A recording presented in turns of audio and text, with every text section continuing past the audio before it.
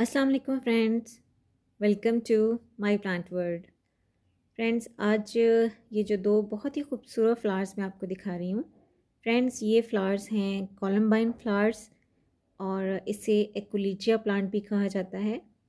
बहुत ही खूबसूरत, बहुत यूनिक कलर के फ्लावर्स हैं। और आप ये देखें, सेंटर पेटल्स इसकी कैसे ऑफ वाइट वाइट से कलर में हैं और आउटर पेटल्स इसकी देखें। और ये जो इसकी आउटर पेटल्स में इसकी स्ट्रिंग्स सी बनी हुई है, ये बिल्कुल इस तरह से ही है जैसे कि ईगल का कोई क्लॉ हो। और इसी वजह से इसका जो जीनस नेम है एक्विलिजिया, वो भी इसी मुताबिकत से रखा गया है। बहुत ही खूबसूरत फ्लावर हैं और इनका जो ताल्लुक़ है वो बेसिकली रेनैनकुलेसी फैमिली, बटरकप फैमिली से है। और एक्विलिजिया या कोलम्बाइन प्लांट्स जो हैं, ये यूरोप और एशिया के कुछ हिस्सों का ये नेटिव प्लांट है। वहाँ पर ये कॉमनली ग्रो होता है। हर्बिशियस पेरिनियल प्लांट है। और इस वक्त फ्रेंड्स, ये जो मैं आपको प्लांट्स दिखा रही हूँ और ये देखें इसका रेड कलर में फ्लावर, कितना खूबसूरत इसका फ्लावर लग रहा है रेड कलर में। और इस वक्त ये जो आपको इसका रेड कलर नज़र आ रहा है कैमरे में, एक्चुअली ये इतना ब्राइट कलर नहीं है इसका। थोड़ा सा मैरून और रेड की सी इसकी टोन है जो कि बहुत खूबसूरत है। फ्रेंड्स, ये हाइब्रिड वैरायटी के प्लांट्स हैं जो मैं आपको दिखा रही हूँ। और हाइब्रिड वैरायटी में इसके बहुत सारे खूबसूरत कलर्स और इसकी शेप्स जो हैं फ्लावर्स की, वो हाइब्रिडाइज की गई हैं। इसमें pink, dark pink, cream colour, yellow, white और पर्पलिश ब्लू कलर्स में आता है।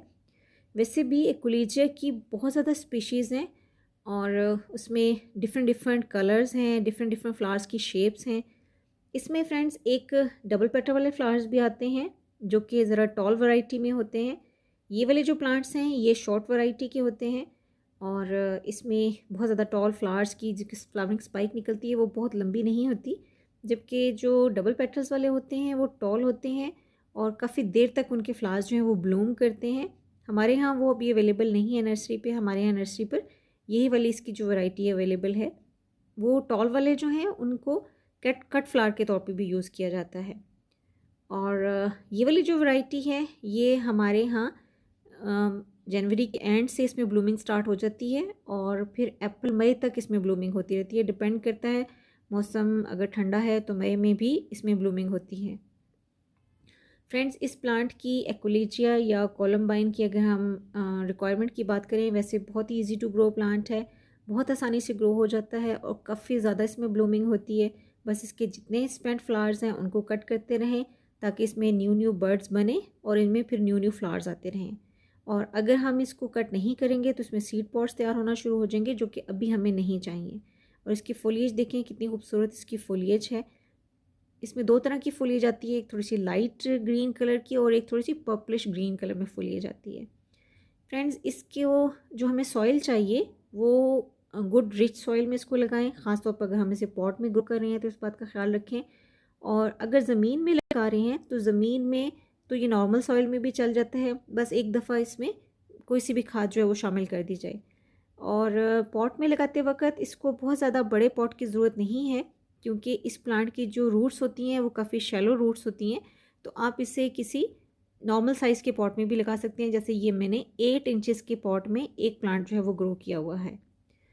और फ्रेंड्स, इसकी रिक्वायरमेंट, वाटर रिक्वायरमेंट की अगर हम बात करें तो इसको मॉइस्ट सॉइल पसंद है, बहुत ज़्यादा सॉगी ना हो और बिल्कुल ड्राई भी ना हो, तो फिर ये बहुत ही अच्छा ग्रो करता है।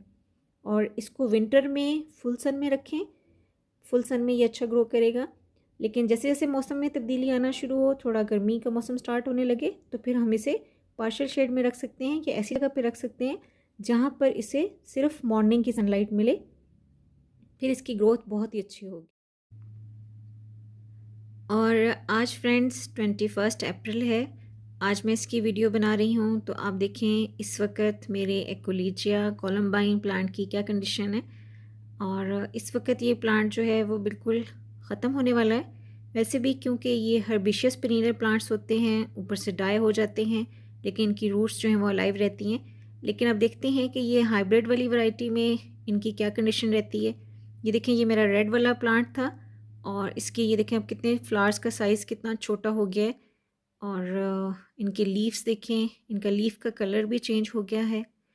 तो फ्रेंड्स, मार्च एंड में आप इसके कुछ स्पेंट फ्लावर्स को रहने दें ताकि उसमें सीड पॉट्स तैयार हो जाएं। जैसे ये देखें, इस वक्त मैंने इनके कुछ स्पेंट फ्लावर्स को रहने दिया था और उसमें अब देखें सीड पॉट्स तैयार होना शुरू हो गए हैं।